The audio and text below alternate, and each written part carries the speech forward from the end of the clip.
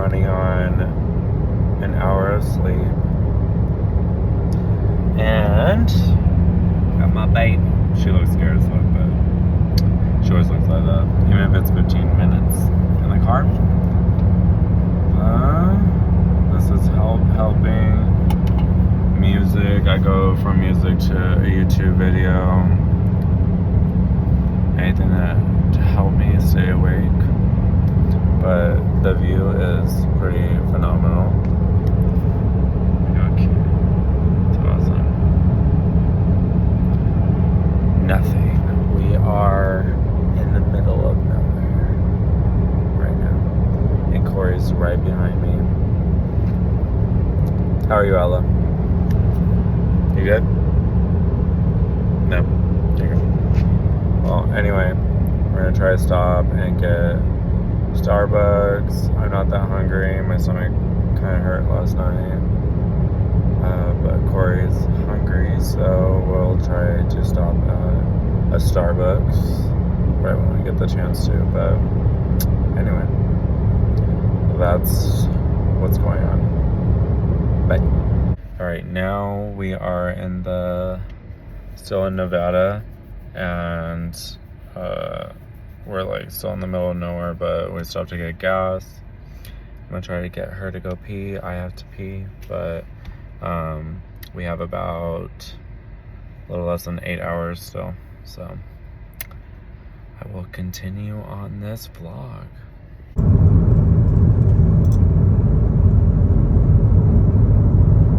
5 hours later. Alrighty, we are about 4 hours away. We are still in the middle of nowhere. It's gotten to the point I don't even want to like listen to music. I don't want to listen to anything. And even if I wanted to, unless you have a playlist that you pre-made, which I only have like one, and it's like only like 10, 15 songs. So I listen to the same songs 10 million times. I am over it. But honestly, if somebody told me, oh, like how was it? I feel like you're kind of like numb. You know you're going to be in here for so long that like 13 hours. I feel like when we're done, I wouldn't feel like it's 13 hours. But am I over it? Yeah. And so is she. Apparently. Anyway. But honestly, I feel like I'm doing pretty good. I feel like when I first started, it was kind of like harder. Especially like when it was dark. But once it got a little lighter and it was kind of past 7, because we left at 2. Yeah, like 7. What is that for? What's that? 5 hours? I don't even know. I can't even think right now. Anyway. Yeah. It got a little bit better. I would say like 6:37. But anyway. Super excited. I just kind of keep thinking about the apartment. And I can't wait for Ella to see it. And for her to be in a 1-bedroom, because we were in a studio. Yeah, me and Corey are excited. So, yep, that's us right now. We're listening to absolutely nothing. I'm kind of singing to Ella, so she's probably dying. And I'm kind of talking to her. I'm being a total dog dad and trying to grab her shit and get her water and some like little food and stuff. But she honestly has not peed. I don't know what's wrong with my dog, but she doesn't like to pee unless she's like at home. So that's gonna get getting used to. But anyway, I think the next time I will record is probably the next stop, and then well, we're there. So anyway, I will see you in a couple hours. Bye. You go potty? Why do you not go potty? When I try to tell you to go potty, you don't go potty. Huh? We are gonna go to a rest stop, and we're gonna make you go potty, okay? Okay? I love you. let me? Wanna go potty? Yeah. 3 hours later. Can you move it along? I'm all out of time cards.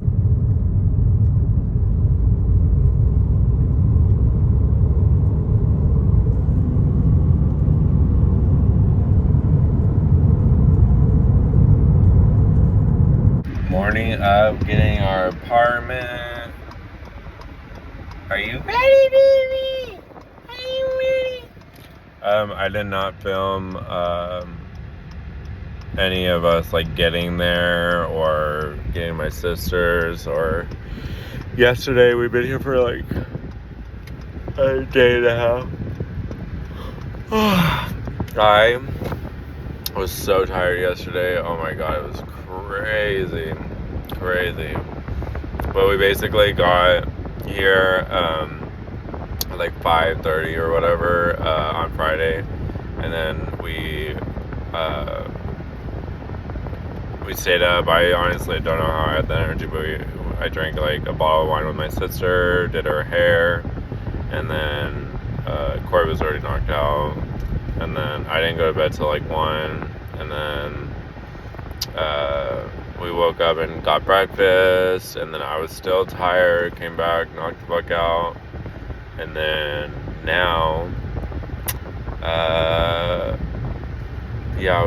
and then we woke up and then went back to sleep probably at like 11, 12, and then now we are on our way. It is 9, almost 10 o'clock. They said we can move in at around 10, so Corey's gonna go get us some coffees, and then I'm gonna already be there ready to maybe talk to the lady, so I don't know, we'll see. Alright, my neck, look at my fucking nasty neck. Alright, I love you. Peace. Yes, it is. Okay. Alright, I think that is good. Okay. Anyway. Hello everyone, it's Mark again. I just played you the video of us on our journey here. Sorry, it's very ever since coming out here, I have a lot of allergies. Anyway, so I just played you a video clip of us driving 14 hours nonstop to Idaho from California. Me and Corey, my partner, we both decided to move here on a whim, and honestly it was the best choice for us. I feel like we both knew driving, we were gonna drive just straight here, and honestly I felt like numb going into it at first, and I felt like, you know, when you're gonna go on a like on a plane ride or something, I feel like it was kind of like that, like where you kind of know that you're gonna be in the situation for a while. So you know, I think the most challenging was I think I got an hour of sleep. Corey probably got like 2, if that, and then we woke up 2 in the morning, and then we were off. It said 13 hours or something like that from Anaheim Hills, California. It was about 13 hours, and then obviously with the stops and stuff, so we were close to honestly 14 and a half to 15 hours of driving nonstop from 2 o'clock in the morning. And so anyway, I think at first when we were driving like in the dark, it was like I was so tired. Like after the first hour and a half, it was like I was like, wow, like we're gonna have to be in this for 13 more hours. But I think once the sun came up, it was good. The way we went was straight up, so we got to Nevada, and I swear the entire time we were in Nevada, just going straight up, and it was nothing. Like we were, I mean, you see the clips, that we were like in nothing, and that was like pretty much the entire time. Sorry if I keep sneezing. And so anyway, so yeah, when the sun came up, I felt like it felt a little bit better. We stopped at this one gas station. It's the one with the dinosaur, and there was like a little market in there. And I think then it hit me that we were like gonna be in the middle of nowhere for a while because as soon as we parked, like everybody kind of looked like very, I would say like country-ish. And once we got into the market, everybody was like staring, and it was a little weird. It was like a market slash grocery store slash gas station, like when you go into like a Chevron or something like that.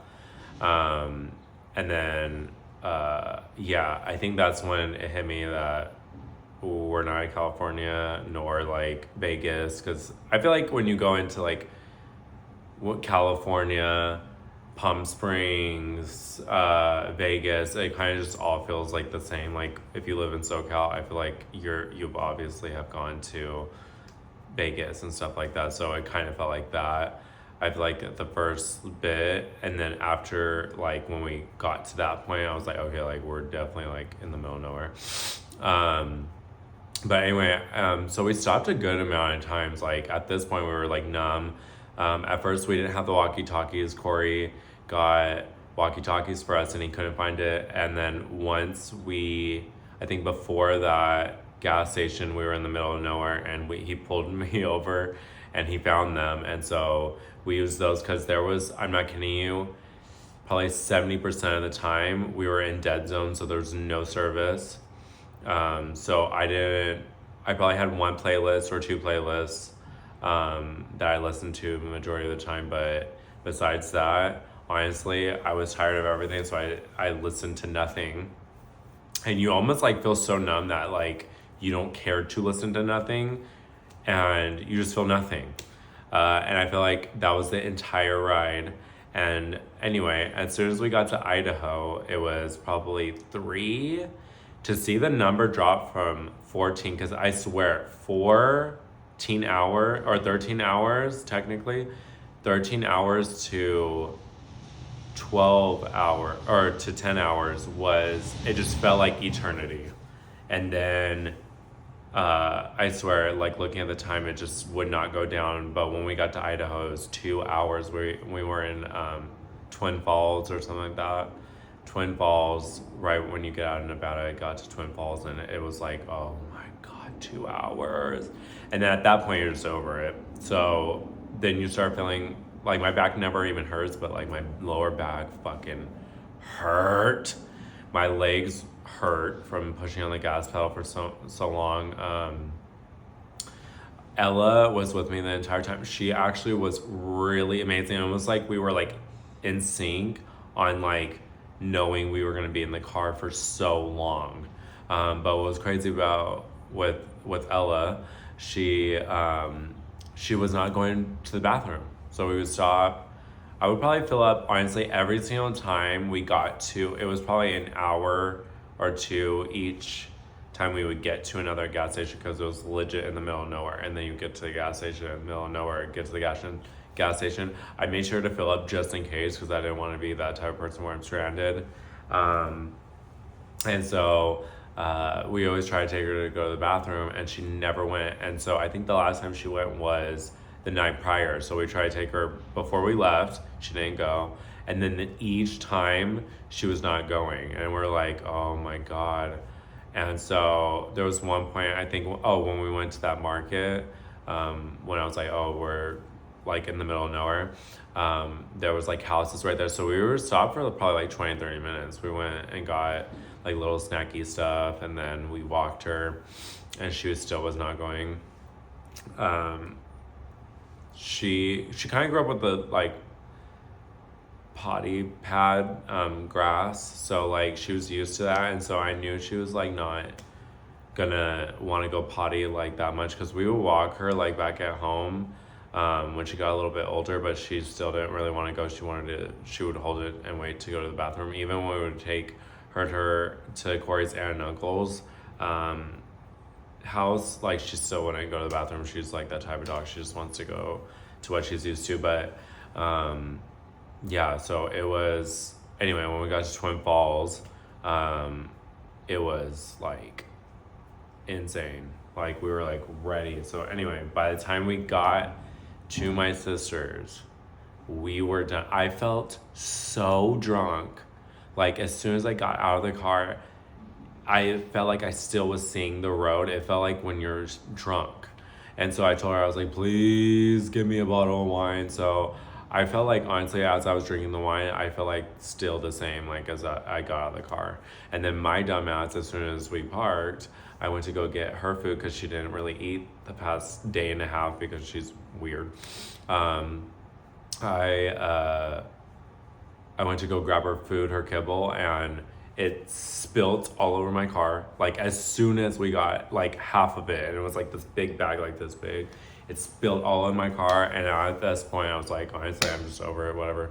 And then I had to make her food, and my dog is bougie, and she honestly, I need to always make like a fresh topper. So I asked my sister if she had ground beef and stuff. So anyway, poured myself some wine, made her dinner, and then my sister got some Costco pizza and stuff like that. So anyway, I think overall the journey was very tiring, obviously, but it was such an experience. I think the need to just get here was awesome for me and Corey. I thought it was such a bonding experience, and I feel like we were both tired, but we just pushed through and we didn't stop. And a lot of people said, either we hear like people say, oh, that's a lot, or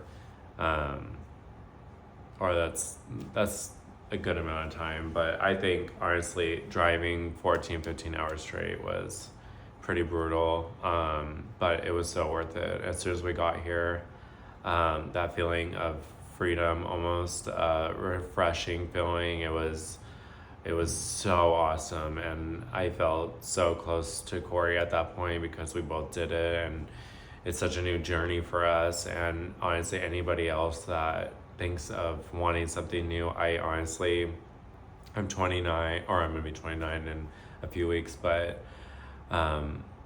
my experience of just leaving the city that you were born and raised in, I think is the most liberating, freeing feeling ever that you could do. And I think it's really, really good for your mind if you're kind of just feel like your life is a tunnel and you are chasing that light at the end, but it just seems so far. I truly feel like when you get out of what you're used to and meet new people and see just a different life than what you're used to, I swear to you, that tunnel just seems it seems like you're super close to the end and you see the light again. Because I definitely felt that as soon as I came here. I knew I was gonna feel it. It is absolutely beautiful here in Idaho. I know a lot of people that are from Idaho hate Californians and hate any outsiders, but truly I feel like honestly all my morals and all my wants in life is somewhere like here in Idaho, and I truly feel it. We went to a couple stores. It's so weird to have people say good morning when you're walking the dog, or there's a park right here and people say good morning. They're so welcoming. And a lot of people, honestly, in the city right now, I'm in Meridian, Boise, all these different areas right here. A lot of people are not from Idaho. A lot of the original people have left, sadly. They went somewhere else because they don't like the city type feel. But a lot of people from California, Washington, Oregon, and they honestly, I just love it because I feel like everybody that moves here wants the same values in life. And I feel like that's the beautiful thing about, like, you know, what life is. You know, sometimes you're not, like, my family came from Italy and they migrated here. Sometimes you need to do what you need to do to have a better life for yourself and your family. So anybody that wants to move from California, I truly feel like you should. And hopefully my little journey, I know my clips are kind of ghetto, I'm getting used to this. This is my second video I made, but I want it as raw and unedited as possible, so that way you could kind of get a general feel. of the experience that I had, because it honestly was a lot, but it was amazing, like I said. But anyway, I'm just rambling on, but right now I'll probably give a little tour, but as you can see, the space in our apartment is so much better. 2 days after getting here, we moved into our apartment, and hold on, let me see if this is still on. It is. Okay, cool. My phone's gonna die. And so anyway, as you can see, it's so much bigger in here. We have a bedroom and a beautiful bathroom. This place is brand new. They're still building the other buildings. That's how Idaho is. Everything's so new, everything's so fresh. And yeah, hopefully, I'm praying that it just doesn't turn into California eventually. Obviously, it's the fourth most growing state, but I want the feeling of simple for a while, because I do not want it to turn into California. But anyway, I will probably do a little tour of our place. I should have did a tour of the previous place and show you the fucking difference. And we're paying way less. But yeah, so yeah, I appreciate anybody that's watching this video. I know the first one probably has no views right now, and it's totally growing, and I really made this just so that way, if anybody just wants that little urge of like moving somewhere, that you could do it. I did it, and if you want a better life, I strongly advise you to just pick up your stuff, save as much money as you can, and just leave. But anyway, thank you for watching my video, and I hope you guys have a beautiful day.